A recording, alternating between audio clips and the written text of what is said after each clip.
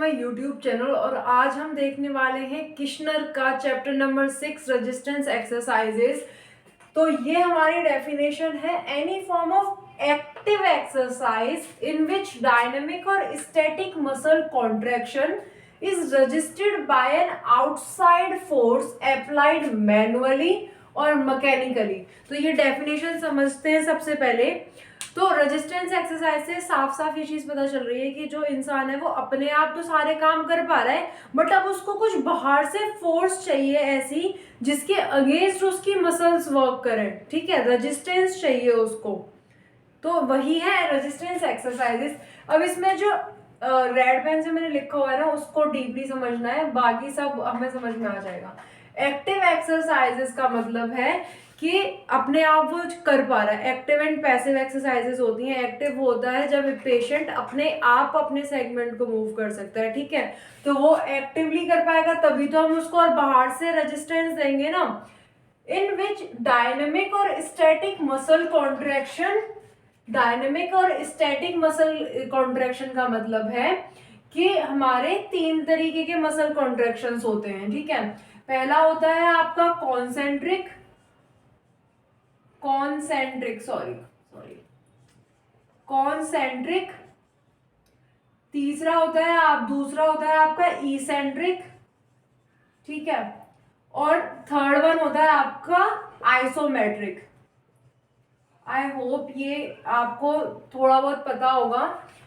देखो ध्यान से समझना, ये मेरे हाथ में सपोज, वैसे इसमें कुछ वजन नहीं है, बट जस्ट सपोज कि इसमें 100 kg है। तो कॉन्सेंट्रिक जब होता है जब हम कॉन्ट्रैक्शन करते हैं मसल्स का, नाम से पता चला ना कॉन्सेंट्रिक, तो मसल्स का जब कॉन्ट्रैक्शन होगा तब उस मसल के कॉन्ट्रैक्शन को हम कॉन्सेंट्रिक बोलेंगे। ठीक है, इसेंट्रिक जब लेंथनिंग होगी मसल्स की तब, और आइसोमेट्रिक होता है कि जब कुछ उसकी लेंथ में चेंजिंग नहीं आएगी, लेंथ सेम रहेगी।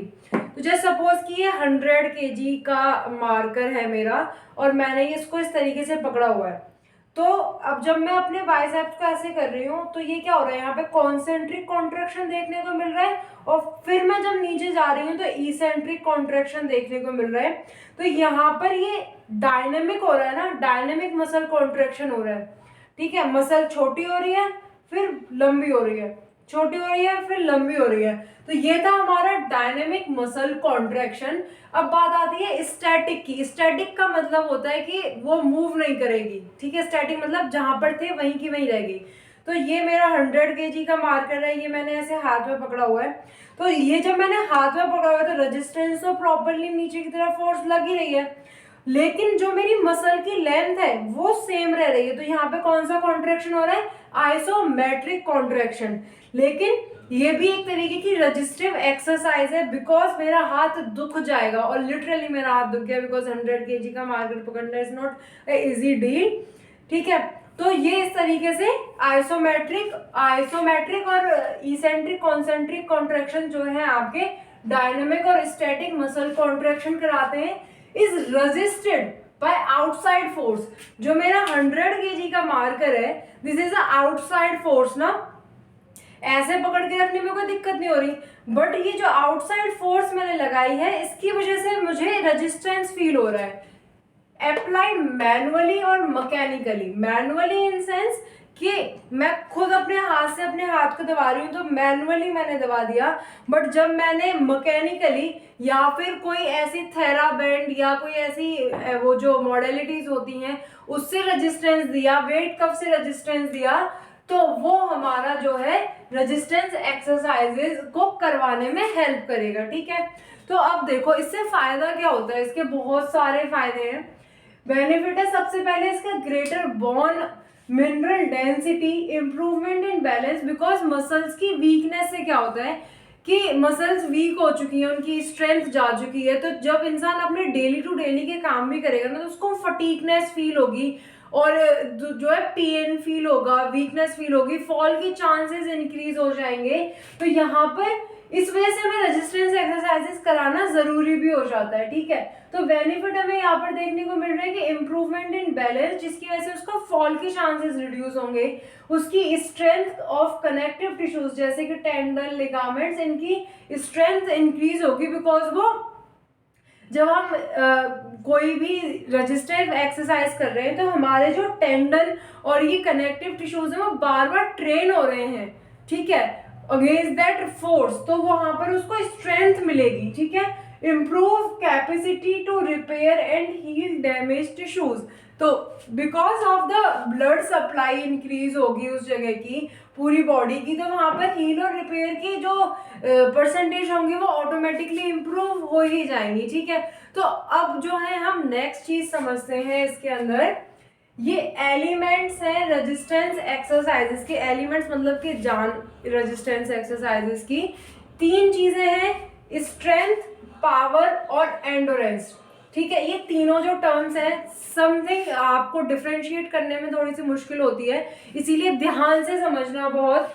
स्ट्रेंथ क्या होता है? सिंगल मैक्सिमम एफर्ट, ठीक है, single maximum effort. Just suppose कि दिस इज नाउ 200 kg का ये हमारा मार्कर हो चुका है, तो इसको मुझे अपनी स्ट्रेंथ दिखानी है, तो मुझे अपनी स्ट्रेंथ कैसे दिखानी होगी? ये नीचे रखा हुआ है, मैंने इसको उठा के एक बार उठा दिया, तो ये मेरी स्ट्रेंथ होगी, मैक्सिमम एफर्ट मैंने मार दिया एक बार, ठीक है। अगर यहाँ पर ये 400 किलो का हो गया और मुझे उठाना है, और जब मैं उसको उठाने की कोशिश कर रही हूँ तो मेरे में नहीं उठ रहा, तो मतलब एक बार भी नहीं उठ रहा, तो मेरी स्ट्रेंथ जो है वो कम है अकॉर्डिंग टू दैट वेट, ठीक है। तो ये हमारे आगे एक बार, सिर्फ एक बार मैक्सिमम एफर्ट भी लगा देंगे तो वो हमारी स्ट्रेंथ बताएगा, ठीक है। अब इसमें आप कैसे इसकी ट्रेनिंग कैसे कराओगे कि आपको पता लगे कि भाई स्ट्रेंथ कम है, तो आप कैसे उसकी ट्रेनिंग कराओगे? ट्रेनिंग हमें इसलिए पढ़नी है because we are a physiotherapist, तो वी हैव द नॉलेज कि भाई स्ट्रेंथ कम है, अब इसकी हमें इस पर काम और किस तरीके से करना है, ठीक है। तो अब हमें पता चल गई कि नहीं कर पा रहा, तो यहाँ पर आपको मसल ग्रुप लिफ्टिंग करानी है। इसमें नंबर्स का उतना मैटर नहीं करता, मैटर करता है कि वो क्या उसको उठा पा रहा है या नहीं उठा पा रहा, ठीक है।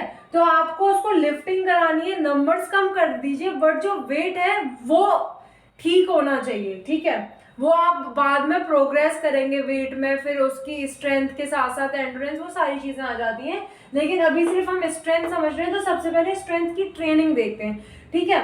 तो ये वेट है हमारा 200 kg का, तो इसको उठाना है हमें, टाइम्स कम हो, रिपीटेशंस कम हो, लेकिन वेट ठीक होना चाहिए। दूसरा तरीका है कि कंट्रोल करना, जैसे ये 200 kg है, तो इसको पकड़ने के लिए मैं इसको पकड़ के रखी हुई हूँ, पकड़ के रखा हुआ है मैंने ये शॉर्ट पीरियड के लिए, तो यहाँ पर मेरी जो मसल्स की फाइबर है ना, उनके अंदर ग्रोथ होगी, अडेप्ट करेंगी वो इस रेजिस्टेंस के अगेंस्ट, तो यहाँ पर मुझे स्ट्रेंथ जो है वो देखने को मिलेगी बाद में ट्रेनिंग के साथ साथ, ठीक है। तो ये था हमारा स्ट्रेंथ। दूसरा आ जाता है पावर। क्या होता है पावर? क्या होता है? रेट ऑफ परफॉर्मिंग वर्क, कि आप कितना वर्क कर पा रहे हो। एज वी ऑल नो, हमने पढ़ा हुआ है कि power is equals to work upon time, तो यहाँ पर टाइम का रिलेशन आ जाता है। जैसे कि अब ये मेरा 200 kg का मार्कर है, जस्ट अ हाइपोथेटिकल सिचुएशन, तो मैं इसको कितनी बार उठा पा रही हूँ, ठीक है, कितनी बार मैं इसको अपलिफ्ट कर पा रही हूँ, ये चीज मेरी बताएगी पावर, ठीक है। टाइम का रिलेशन आ गया ना यहाँ पर कि 1 मिनट के अंदर मैं इसको इस 200 kg के मार्कर को कितनी बार ऊपर नीचे कर पा रही हूँ, ठीक है।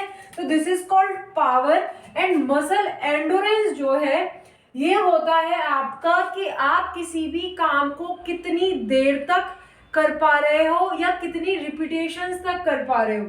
Ability to perform low intensity repetitive और sustain activities over prolong period of time, कि इंटेंसिटी आपकी कम है।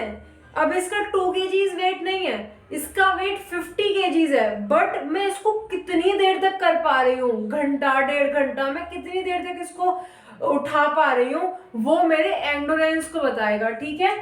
तो इसके अंदर आपका इंटेंसिटी कम होगी बट रिपीटेशंस और टाइम जो होगा वो जितना ज्यादा होगा उतना ज्यादा एंडोरेंस जो आपका ज्यादा होगा, ठीक है।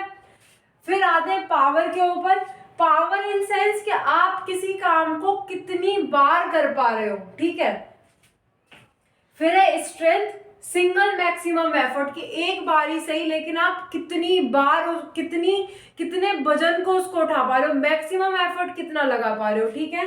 तो ये था हमारा elements of exercise and this was all about the resistance exercises. Thank you so much for watching my channel. I hope आपको समझ में आया होगा। Thank you so much.